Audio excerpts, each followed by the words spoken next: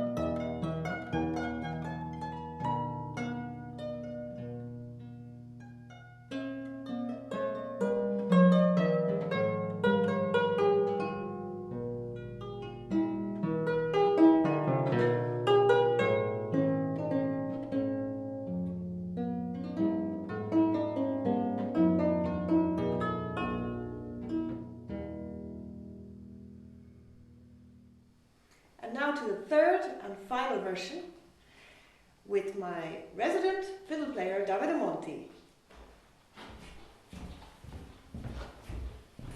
Ciao, Maria. Ciao. Would you like to play Luke Dillon with me today? I'm delighted. Hello, everyone.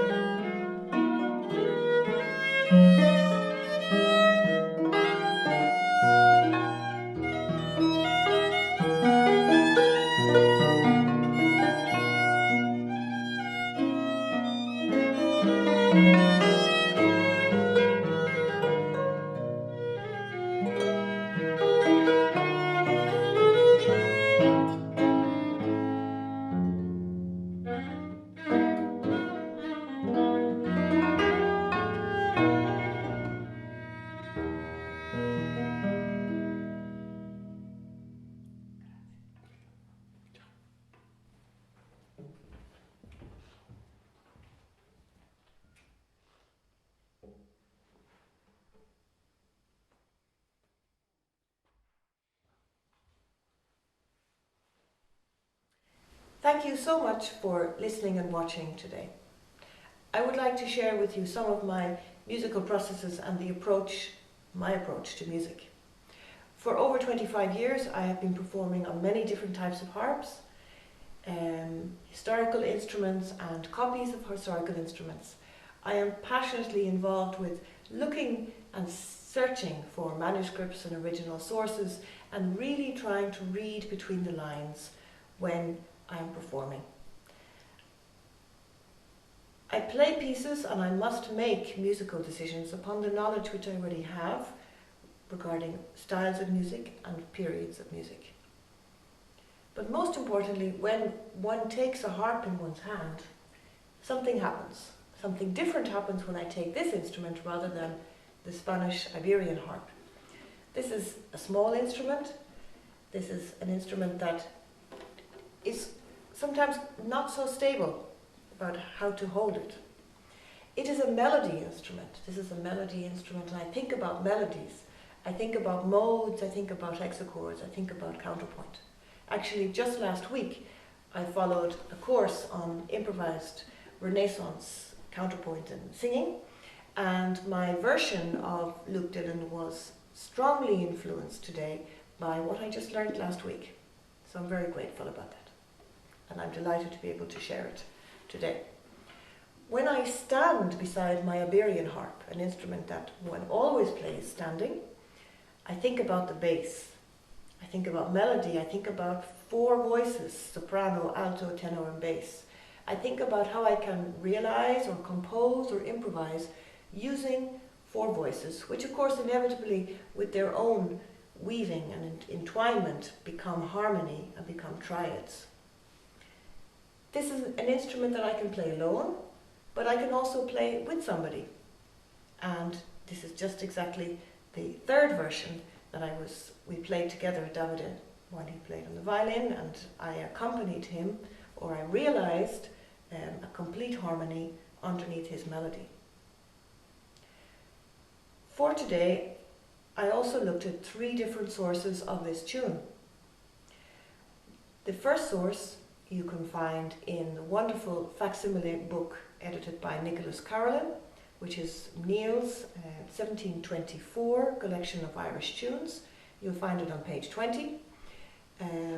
Here, of course, we only have the melody, and we could discuss a lot what one should do or what one shouldn't do when interpreting this music. But it is very clearly something that is published already. Carolan is still living, and the publication is clearly in a style of other music written around the time. We can think about Handel, for example. The second source that I looked at today was from a Bunting manuscript, and Bunting transcribed Luke Dillon from a printed book, he says. And interesting enough, when he was at the Belfast Harp Festival, no harpist played this piece. And this is rather interesting because this piece is by Carolan, who we all know was a harpist. The third source that exists of this tune is printed in 1810 by Mulholland, and what is, once again, this is just the melody, but what is wonderful is that there is a spare extra line for a bass, which hasn't been filled in, and this is also very interesting and rather rare. The whole book is like that, but this is wonderful because what I would invite all of the harpists out there, or anybody else who's listening, what is important is to let this music live. The only way to make it live is to play it. So take whatever harp you have, play this music, make your own arrangements, and enjoy.